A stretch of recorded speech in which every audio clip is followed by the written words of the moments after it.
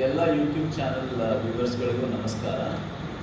ನಾನು spoken English by Raghav ಅಂತ YouTube ಚಾನಲನ್ನು ಸ್ಟಾರ್ಟ್ ಮಾಡಿದ್ದೀನಿ. ಆ ಚಾನಲ್ನಲ್ಲಿ ನಾವು ಎಲ್ಲ ವ್ಯೂವರ್ಸ್ಗಳಿಗಾಗಿ ವೀಡಿಯೋಸನ್ನು ಅಪ್ಲೋಡ್ ಮಾಡ್ತೇವೆ. ಯಾವ ಥರ ವೀಡಿಯೋಸ್ ಅಂದರೆ ಎಜುಕೇಷನಲ್ ವೀಡಿಯೋಸು. ಎಲ್ಲದಕ್ಕಿಂತ ಹೆಚ್ಚಿನದಾಗಿ ಸ್ಪೋಕನ್ ಇಂಗ್ಲೀಷ್ಗೆ ನಾವು ಪ್ರಾಮುಖ್ಯತೆಯನ್ನು ಕೊಡ್ತೇವೆ. ಬೇರೆದಕ್ಕೂ ಕೊಡ್ತೇವೆ, ಬಟ್ ಸ್ಪೋಕನ್ ಇಂಗ್ಲೀಷ್ ಹೆಸರೇ ಹೇಳಿದಾಗೆ ಸ್ಪೋಕನ್ ಇಂಗ್ಲೀಷಿಗೆ ಹೆಚ್ಚಿನ ಪ್ರಾಮುಖ್ಯತೆ. ಯಾಕೆ ಕೇಳಿದ್ರೆ ಈಗಿನ ದಿನಗಳಲ್ಲಿ ಸ್ಪೋಕನ್ ಇಂಗ್ಲೀಷ್ ಇಲ್ಲ ಅಂದರೆ ಅನ್ಎಜುಕೇಟೆಡ್ ಅಂತಾನೆ ಕನ್ಸಿಡರ್ ಮಾಡಲಾಗ್ತದೆ. ಅವನು ಏನೇ ಎಜುಕೇಷನನ್ನು ಮಾಡಿರ್ಬೋದು, ಏನೇ ಡಿಗ್ರಿ ಇರ್ಬೋದು, ಈ ಡಬಲ್ ಡಿಗ್ರಿ ಇರ್ಬೋದು, PhD ಮಾಡಿರ್ಬೋದು, ಬಟ್ ಸ್ಪೋಕನ್ ಇಂಗ್ಲೀಷ್ ಬರಲೇಬೇಕು. ಇಲ್ಲ ಅಂದರೆ ನಾನು ಹೇಳಿದಾಗೆ ಯಾರೂ ಅವರಿಗೆ ಜಾಬನ್ನು ಕೊಡೋದಿಲ್ಲ. ಸೊ ಸ್ಪೋಕನ್ ಇಂಗ್ಲೀಷ್ ನಮ್ಮ ಜೀವನಕ್ಕಾಗಿಯೂ ಸ್ಪೋಕನ್ ಇಂಗ್ಲೀಷ್ ಕಲಿಯಲೇಬೇಕು. ಜಾಬ್ ಬೇಕು, ಪ್ರಮೋಷನ್ ಬೇಕು, ಮೊದಲು ಜಾಬ್ ಬೇಕು. ಅಥವಾ ಎಲ್ಲೋ ಟ್ರಾವೆಲ್ ಮಾಡ್ತೇವೆ, ಮತ್ತೆಲ್ಲೋ ಏರ್ಪೋರ್ಟ್ಗೆ ಹೋಗ್ತೇವೆ, ಹೀಗೆ ಬೇರೆ ಬೇರೆ ಅದು ಹೇಳ್ತಾ ಹೋದ್ರೆ ಮುಗಿಲಿಕ್ಕೆ ಇಲ್ಲ. ಲಿಸ್ಟು ಅಷ್ಟೊಂದಿದೆ.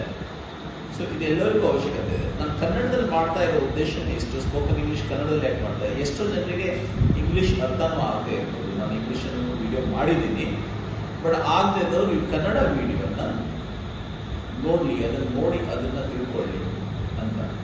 ಯಾಕಂದ್ರೆ ಆಲ್ಮೋಸ್ಟ್ ಎಲ್ಲರಿಗೂ ಅರ್ಥ ಆಗ್ತದೆ, ಇಂಗ್ಲೀಷ್ ಆಗೋದಿಲ್ಲ ಅಂತಲ್ಲ, ಬಟ್ ಆದ್ರೂ ಕೆಲವರಿಗೆ ಅರ್ಥ ಆಗದೆ ಇರ್ಬೋದು. ಅದೇ ಉದ್ದೇಶವನ್ನು ಇಟ್ಕೊಂಡು. ಯಾಕಂದ್ರೆ ಇದು ಮಾಡಿರೋ ಉದ್ದೇಶನೇ ಇಷ್ಟೊಂದು ಇದು ಎಲ್ಲರಿಗೂ ಆಗಿಯೂ ಮಾಡ್ತಾ ಇದ್ದೇವೆ. ಯಾಕಂದ್ರೆ ನಾವು ಬೇಸಿಕ್ನಿಂದ ಬೇಸಿಕ್ ಇಂಗ್ಲೀಷ್ ವಿಡಿಯೋಸನ್ನು ಮಾಡ್ತೇವೆ. ಅಂದರೆ ಕನ್ನಡಕ್ಕೂ ಟ್ರಾನ್ಸ್ಲೇಟ್ ಮಾಡಿ ಎಲ್ಲರಿಗೂ, ಅವ್ರು ಯಾರೇ ಆಗಿರಲಿ, ಪ್ರತಿಯೊಬ್ಬರು ಇದನ್ನು ಕೂಡ ತಗೊಳ್ಬೇಕು ಅಂತಾನೆ ಇದನ್ನು ಮಾಡ್ತಾ ಇರೋದು.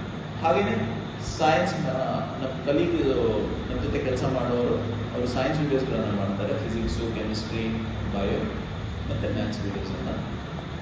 ಕರೆಂಟ್ ಅಫೇರ್ಸು, ಇವತ್ತಿನ ದಿನಮಾನಗಳಲ್ಲಿ ಏನಾಗ್ತಾ ಇದೆ ಪ್ರಪಂಚದಲ್ಲಿ, ನಮ್ಮ ದೇಶದಲ್ಲಿ, ಸುತ್ತಮುತ್ತಲು, ಸ್ಪೋರ್ಟ್ಸ್ ಇರ್ಬೋದು, ಎಂಟರ್ಟೈನ್ಮೆಂಟ್ ಇರ್ಬೋದು, ಇನ್ಫೋಟೈನ್ಮೆಂಟ್, ಬೇರೆ ಬೇರೆ ಇನ್ಫಾರ್ಮೇಷನ್ನು, ಬೇರೆ ಬೇರೆ ಕ್ವಿಝಸ್ಸು, ಜನರಲ್ ನಾಲೆಡ್ಜು, ಹೀಗೆ ಎಲ್ಲನೂ ನಮ್ಗೆ ಬೇಕಾಗಿರುವಂಥ ವಿಷಯಗಳಿದೆ. ನಿಮಗೆ ಪುಸ್ತಕಗಳು ಆಗಿರುವಾಗಿಲ್ಲ. ಪುಸ್ತಕಗಳು ಆಗಿದ್ದರೆ ನಿಮಗೆ ಯಾವುದೇ ಒಂದು ಸ್ಪರ್ಧಾತ್ಮಕ ಪರೀಕ್ಷೆ ಇರಲಿ, ಮತ್ತು ಈಗಿನ ಇವತ್ತಿನ ದಿವಸಗಳಲ್ಲಿ ಬೇರೆ ಕಡೆ ಹೋಗಿ ಬಾಳೋದಾಗಿರಲಿ, ಬದುಕೋದಾಗಿರಲಿ, ಬೇರೆಯವ್ರ ಜೊತೆ ಕಮ್ಯುನಿಕೇಷನ್ ಮಾಡಬೇಕಾದ್ರೆ ತುಂಬ ಕಷ್ಟ ಆಗ್ತದೆ. ಪುಸ್ತಕದಷ್ಟೇ ಗೊತ್ತಿದ್ರೆ ಒಂದೇ ಥರ ಕುದುರೆ ಥರ ಓಡ್ತಾ ಇರಬೇಕಾಗ್ತದೆ. You have to know everything, most of the things. Nobody knows everything. ಎಲ್ಲನೂ ಗೊತ್ತಿರಲಿಕ್ಕೆ ಸಾಧ್ಯ ಇದೆ, ಬಟ್ ಬೇರೆ ಬೇರೆ ಕ್ಷೇತ್ರಗಳ ಬಗ್ಗೆ ನಮಗೆ ಜ್ಞಾನ ಇರಬೇಕು ಮತ್ತು ತಿಳುವಳಿಕೆ ಇರಬೇಕು. ಅದನ್ನೆಲ್ಲ ಗಮನದಲ್ಲಿಟ್ಕೊಂಡು ನಾವು ವಿಡಿಯೋಸನ್ನು ಮಾಡ್ತೇವೆ. ಬಟ್ ಹೇಳಿದಾಗೆ ಸ್ಪೋಕನ್ ಇಂಗ್ಲೀಷಿಗೆ ಭಾಳಷ್ಟು ಪ್ರಾಧಾನ್ಯತೆಯನ್ನು ನೀಡ್ತೇವೆ. ಅದು ಯಾರೇ ಆಗಿರ್ಬೋದು, ಪ್ರತಿಯೊಬ್ಬರು ಸ್ಪೋಕನ್ ಇಂಗ್ಲೀಷನ್ನು ಕಲೀಲಿ. ಅವ್ರು ಎಲ್ಲೇ ಇರಲಿ, ಅನುಕೂಲ ಅಂತಲ್ಲ, ಅವ್ರ ಜಗತ್ತಲ್ಲಿ ಎಲ್ಲೇ ಇರಲಿ, ಅವ್ರಿಗೆ ಸ್ಪೋಕನ್ ಇಂಗ್ಲೀಷ್ ಅವಶ್ಯಕತೆ ಇದ್ದರೆ ನಮ್ಮ ಚಾನಲನ್ನು ನೋಡ್ಬೋದು. ಯಾಕಂದರೆ ನಮ್ಗೆ ಆ ಕಾನ್ಫಿಡೆನ್ಸ್ ಇದೆ, ನಾವು ಕ್ವಾಲಿಟಿಯನ್ನು ಕೊಡ್ತಾ ಇದ್ದೇವೆ ಅಂತ. ಆ ಕ್ವಾಲಿಟಿಯನ್ನು ಕೊಡ್ತಾ ಇರೋದ್ರಿಂದ ನೀವು ಲೈಕ್, ಶೇರ್ ಮತ್ತು ಸಬ್ಸ್ಕ್ರೈಬ್ ಮಾಡಿದ್ರಾಯಿತು.